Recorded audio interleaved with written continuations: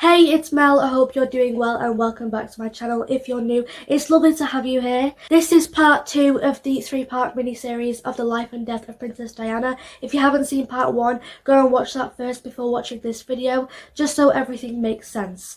In today's video, we're going to be focusing on Diana's life after she married Prince Charles. And with that being said, let's get into it.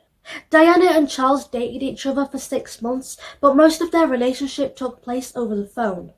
They had only met each other 13 times in person before Charles proposed to Diana. At Windsor Castle, she needed some time to think about it, but she did eventually say yes, and their wedding day took place on the 29th of July, 1981. At the time, Charles was 32 and Diana was 20. I have such a problem with the age gap. Charles is so much older than Diana was, and it's just creepy. It's weird, okay? I know people say the age doesn't matter when you're in love, but it kind of does, I'm not gonna lie. On their wedding day, Diana actually broke tradition and changed a part of her vows. She left the word obey out and instead said, quote, "I promise to love him, comfort him, honour and keep him in sickness and in health," end quote. Diana's life changed drastically. She was now a member of the royal family and she learned to be a royal in 1 week. She was basically thrown into the deep end at day 1. Diana became a mother in 1982, giving birth to her first son, Prince William, on the 21st of June. Then, on the 15th of September 1984, Diana gave birth to her second son, Prince Harry, and both of her sons would be the first monarchs to be born in a hospital. It was royal family tradition for heirs to the throne to be born at home. Diana named her 2 sons, which back then apparently was not allowed. Usually the male would pick the names. Diana broke many royal family traditions. Diana loved her children and she spent as much time with them as possible. She even tried to align her schedule to match the boys so that she could spend even more time with them. Diana was determined to raise her sons as normally as possible, despite them being royals. Diana's life was filled with events, obligations and royal duties. She gave up her job as a nursery teacher after she married Charles. Diana also took her children to school, which once again was a very unusual thing for a member of the royal family to do. When you're a royal, you have to act a certain way. You have to have a good posture, have a smile on your face, be very calm, no silly behaviour, no inappropriate behaviour. However, as we've mentioned before, Diana did things differently, and she was not afraid to be silly around her boys, even in public. Also, with being a member of the royal family, there were protocols to follow, which Diana broke. There's this famous photo of Diana throwing her arms around her children after being apart on holiday, and you can see the joy in her face. I'm going to put the photo up on the screen. She goes like this to hug her children, and it's just the most adorable thing I've seen. Believe it or not, this sort of thing, this type of behaviour of love, was not publicly allowed. Prince Harry later said in a documentary, quote, "I miss having that mother to give you those hugs and compassion that everyone needs." Diana said in an interview, quote, "I want my boys to have an understanding of people's emotions, their insecurities, their distress, and their hopes and dreams," end quote. Diana supported many organisations and charities such as the Halo Trust, which was an organisation that was dedicated to removing debris from the wars with a specific focus on landmines. Then in 1992, Diana became a patron for Centrepoint, a charity that provides support and housing for young people across the UK. Now let's talk about the AIDS pandemic. This is a very huge part of Diana's story. The HIV/AIDS pandemic of 1980 was huge. It spread around and many people got sick and died. The pandemic fueled discrimination and homophobia, with gay people being targeted with threats of violence. People were scared to leave their homes. It was chaotic, and back then people didn't know a lot about AIDS or how it spread. However, in April 1987, Diana made history. She was photographed shaking hands with a HIV patient with no gloves on. The photo helped to spread the message of HIV awareness and educate the public's perception of the illness. That day, Diana opened the UK's very first AIDS unit at London Middlesex Hospital that specifically treated people who were infected by the virus. Thanks to Diana, the chaos went down and order was put back into place. Now moving on to Charles and Diana's marriage. Shortly after Charles and Diana got married, their relationship went downhill. Even though Charles was married to Diana, he was actually in love with someone else, called Camilla Parker Bowles, the Duchess of Cornwall, and I'm pretty sure I'm pronouncing her last name wrong, but whatever.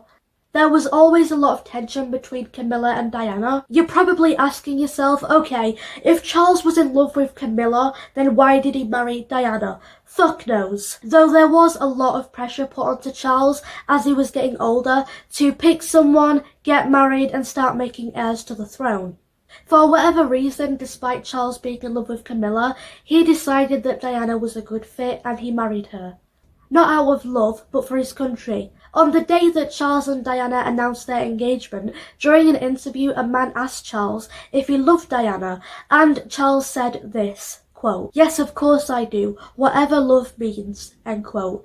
This comment really shocked and devastated Diana. She was hurt by it. A few years later, in a separate interview, Diana said, quote, "I was brought up in the sense that, when you got engaged to someone, you loved them," end quote. The public absolutely loved Diana. She was so different from the rest of the royal family. Every time that Diana and Charles went out, they were followed by paparazzi reporters, all the cameras, and they were more interested in Diana, not Charles. Diana got given the nickname the People's Princess, which is on fucking point, okay? Because she was. She fought for the people in every way possible.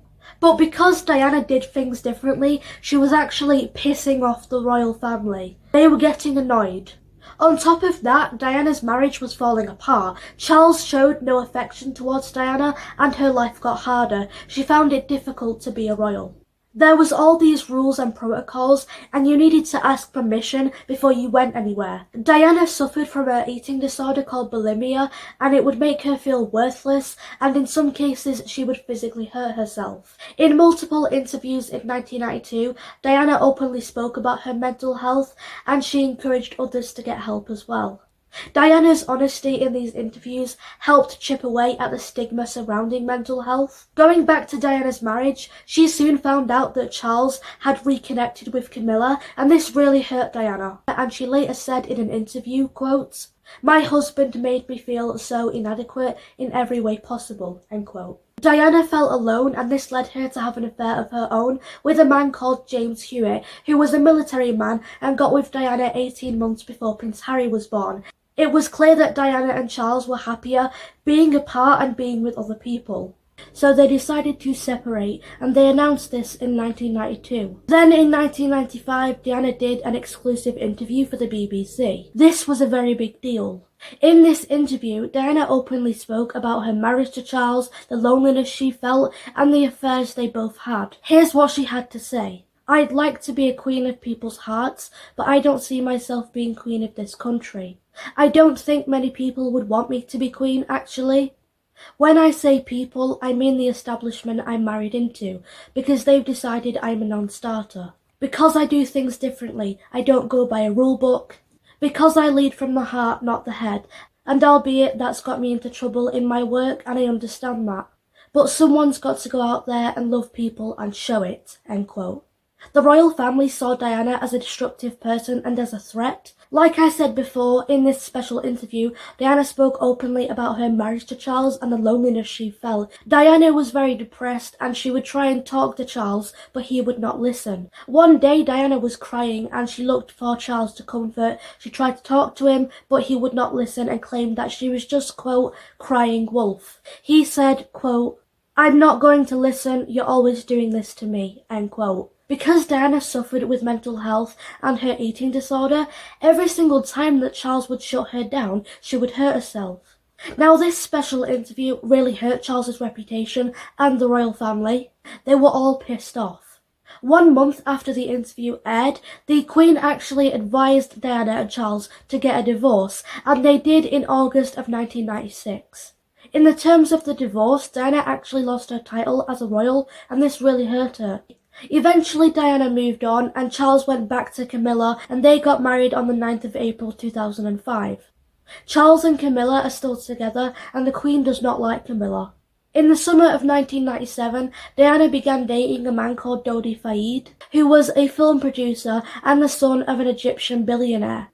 Even though Diana was no longer a member of the royal family, she was still constantly followed by paparazzi and cameras. On the 31st of August 1997, Dodi and Diana were staying at the Ritz Hotel in Paris, which Dodi's father owned. They were staying in this special suite, and I think there was a jewellery shop in the hotel along with a restaurant. They had apparently ordered 2 rings from the jewellery shop, which were delivered to their room. This cannot be confirmed, but according to a friend of Dodi's, he was planning to propose to Diana that night, and they also had reservations at the restaurant. Plus, there was also rumours going around that some big announcement was going to come from the couple, so on this day the paparazzi was really bad.